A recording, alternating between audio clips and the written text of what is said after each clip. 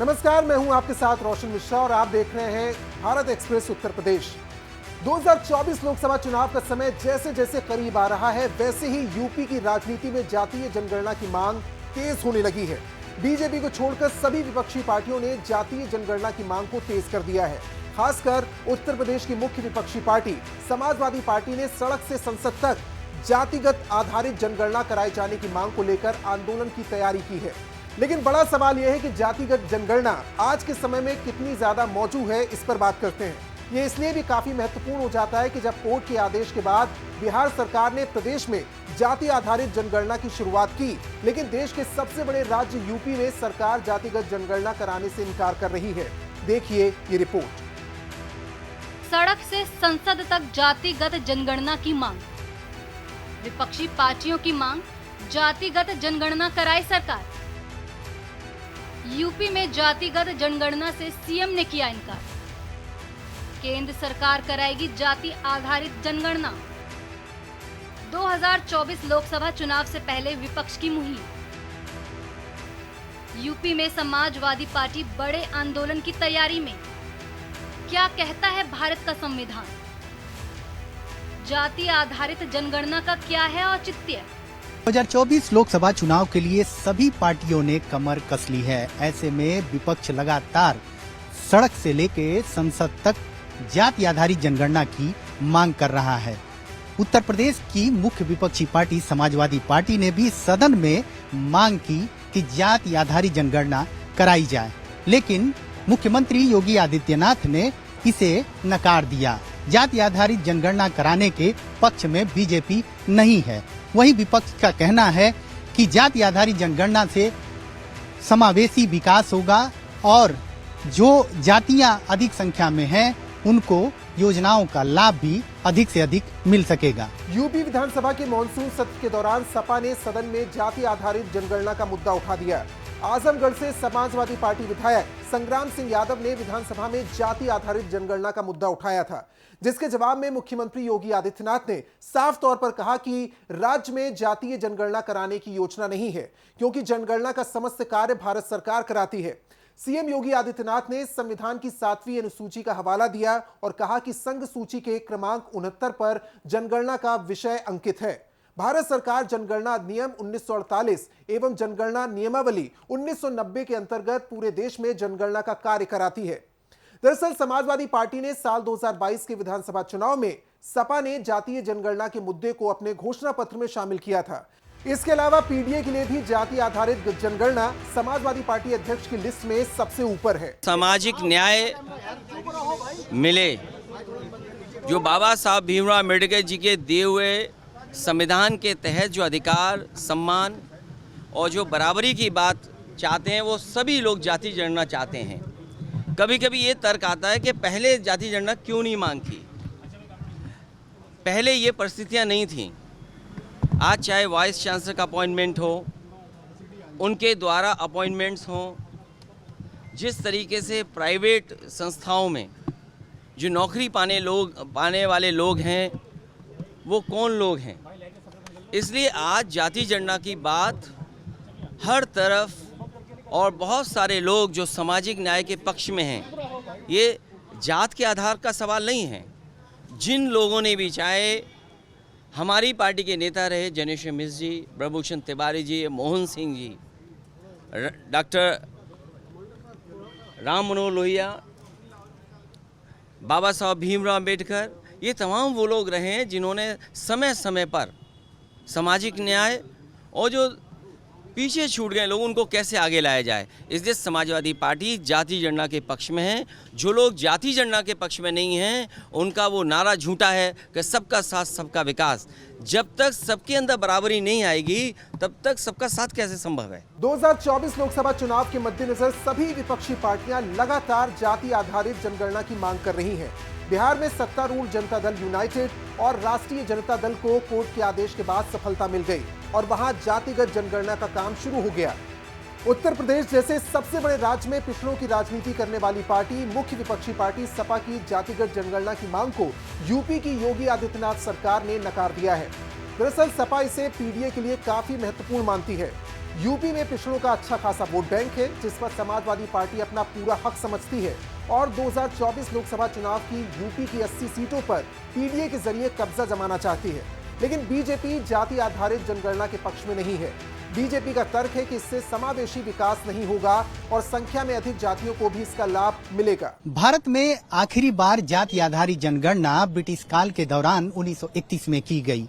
उसके बाद 1941 में भी जाति आधारित जनगणना की गई, लेकिन उसके आंकड़े पेश नहीं किए गए। उसके बाद आजादी मिलने के बाद 1951 में भी जनगणना की गई, जाति आधारित जनगणना, लेकिन अनुसूचित जाति और जनजाति के आंकड़े ही पेश किए गए।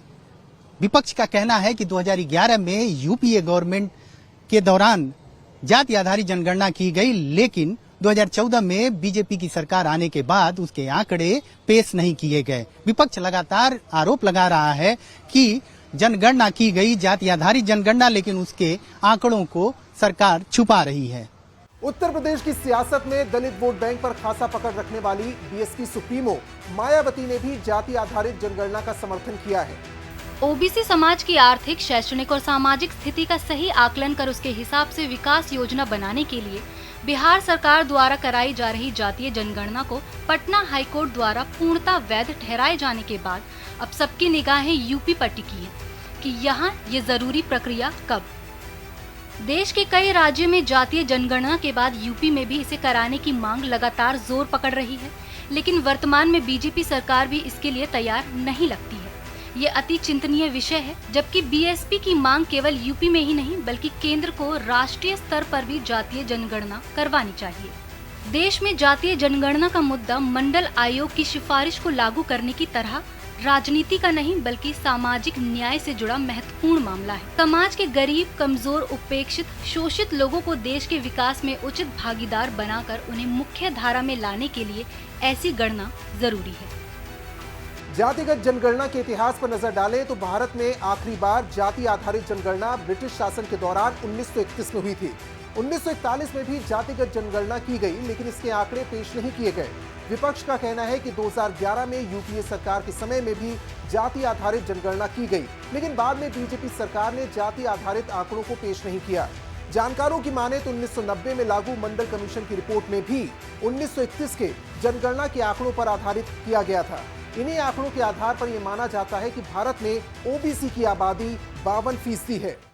संविधान में जब आर्टिकल 340 का प्रोविजन किया जा रहा था तो यह स्पष्ट मत था, संविधान निर्माताओं का स्पष्ट मत था कि जो लोग बैकवर्ड हैं, पिछाड़े गए हैं, पिछड़ गए हैं किन्हीं परिस्थितियों में, एक कमीशन बना करके appointment of a commission to investigate the condition of backwards, जो पिछड़े लोग हैं उनका एक अन्वेषण करेगा, एक विश्लेषण करेगा, एक जांच करेगा कि उनकी शैक्षणिक स्थिति क्या है, सामाजिक स्थिति क्या है और किस तरह से वह लोग अपना जीवन यापन करने के लिए मजबूर हैं।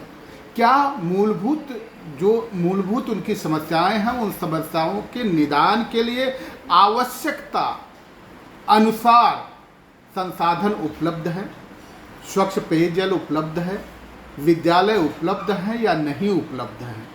ये आर्टिकल 340 कहता है बैकवर्ड की जातियों की गणना करने के लिए पुरजोर इसकी कोशिश करता है, पुरजोर समर्थन करता है, वकालत करता है।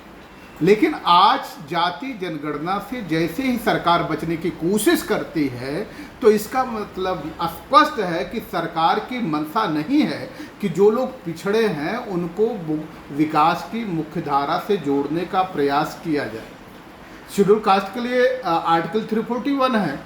जिस तरह से सामाजिक और शैक्षणिक उनकी दुर्दशाएं हैं, विद्यालय है कि नहीं है, विद्यालय हैं तो उसमें टीचर्स आते हैं कि नहीं आते हैं, इन सारे चीज़ों का बाकायदा इन्वेस्टिगेशन करेगा और इन्वेस्टिगेशन करने के बाद वो कमीशन इन्वेस्टिगेशन करने के बाद राष्ट्रपति को अपनी रिपोर्ट सौंपेगा। और आज जब जाति जनगणना से बचने की कोशिश की जा रही है और सरकार द्वारा कोशिश की जा रही है तो इसका मतलब ये है कि सरकार नहीं चाहती कि जो पिछड़ी जाति के लोग हैं वो किसी भी तरह से उनका सामाजिक और शैक्षणिक स्तर जो गिरा हुआ है, दबा हुआ है, दबे हुए लोग हैं, वो किसी भी तरह से सामाजिक और शैक्षणिक दृष्टिकोण से आगे बढ़ जाए। आपने देखा होगा कि 2015-16 में जब यूपीएससी के एग्ज़ाम हुए, उस एग्ज़ाम में 341 लड़के ऐसे थे जो बैकवर्ड क्लास के थे और वो यूपीएससी एग्ज़ाम पास कर चुके थे, लेकिन उनको यूपीएससी की डीओपीटी की जो लिस्ट है, उस लिस्ट से इसलिए बेदखल कर दिया गया, हटा दिया गया कि सरकार ने यह कहा कि उनके माँ बाप की जो इकोनॉमिकल स्थिति है, जो वार्षिक आय है, वो 6 लाख रुपए से ज़्यादा हो जाती है, अधिक हो जाती है। लेकिन वही सरकार ने एक साजिश और की कि जब इकोनॉमिकली वीकर सेक्शन यानी कि सवर्णों को जब रिजर्वेशन देने की बात आई, तो वहाँ ये टैग लगा दिया कि अगर इनके माँ बाप की इनकम 8 लाख रुपए तक है तो इकोनॉमिकली वीकर सेक्शन माने जाएंगे। ये जाति जनगणना स्पष्ट तौर पे सरकार को बताती है कि क्या स्तर है, और आप ये कैसे कर सकते हैं कि अगर कोई सवर्ण जाति का है, फॉरवर्ड कम्युनिटी से बिलोंग करता है, तो 8 लाख रुपए उसकी इनकम हो जाएगी माँ बाप की, तो वो इकोनॉमिकली वीकर सेक्शन होगा, आर्थिक तौर पे कमज़ोर हो जाएगा, वो बिलो पॉवर्टी लाइन आ जाएगा। लेकिन जो पिछड़ी जाति के लोग हैं, वो पिछड़ी जाति के लोग, उनके माँ बाप की इनकम अगर 6 लाख रुपए हो जाती है तो वो क्रीमी लेयर हो जाते हैं। ये दोगलापन बंद होना चाहिए। भारतीय संविधान किसी भी तरह से इस दोगलेपन को नकारता है और ये कहता है कि जाति जनगणना हर 10 साल में होना चाहिए, और ये देखना चाहिए कि शेड्यूल कास्ट के लोग जो हैं, शेड्यूल ट्राइब के जो लोग हैं, पिछड़ी जाति के जो लोग हैं, उनका शैक्षिक और सामाजिक स्तर कितना बदला है और नहीं बदला है, तो सरकार को और क्या कदम उठाने की ज़रूरत है ताकि सामाजिक और शैक्षणिक स्तर बदला जा सके। इसलिए संविधान के आर्टिकल 340 और 341 और 342 में भी ये स्पष्ट तौर पे निर्देश दिए गए हैं, वकालत की गई है कि जाति जनगणना हर 10वें साल पे होना चाहिए, और अगर जो सरकार इससे वंचित करती है, इस जाति जनगणना नहीं कराती है, तो इसका मतलब यह है कि वह देश के कमज़ोर लोगों को, गरीब लोगों को, पिछड़े हुए लोगों को किसी भी तरह से देश की विकास की जो मुख्य धारा है उसमें नहीं जोड़ना चाहती। पूरे देश में खासकर हिंदी भाषी राज्यों में बीजेपी को छोड़कर विपक्षी दलों ने जाति आधारित जनगणना की मांग तेज कर दी है। संविधान के अनुच्छेद 340 में सामाजिक और शैक्षिक रूप से पिछड़ों के लिए एक आयोग के गठन की बात की गई है। इसमें साफ है कि हमारा संविधान भी जाति आधारित जनगणना कराने के पक्षधर है। लेकिन मंडल कमीशन के बाद देश में उभरे राजनीतिक समीकरणों से निपटने के लिए बीजेपी ने हिंदुत्व का दांव खेला और राम मंदिर को अपना मुद्दा बना लिया, जिसमें न केवल पिछड़ी बल्कि सभी जातियां शामिल हैं। यही वजह है कि बीजेपी जाति आधारित राजनीति से बचना चाहती है और अपने हिंदुत्व के रास्ते पर चलकर सबका साथ, सबका विकास का एजेंडा अपना रही है। वहीं विपक्षी पार्टियां, मुख्य रूप से पिछड़ों की राजनीति करने वाली समाजवादी पार्टी, अपनी खोई सियासी जमीन को किसी भी हाल में वापस पाना चाहती है।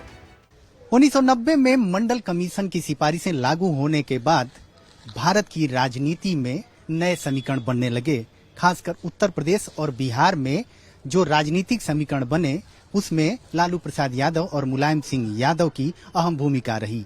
लेकिन बीजेपी को ये लगने लगा कि अगर जाति आधारित राजनीति की बात की जाए तो वो इनसे पीछे छूट जाएगी। लिहाजा बीजेपी ने हिंदुत्व का एजेंडा अपनाया और राम मंदिर को अपना मुद्दा बनाया।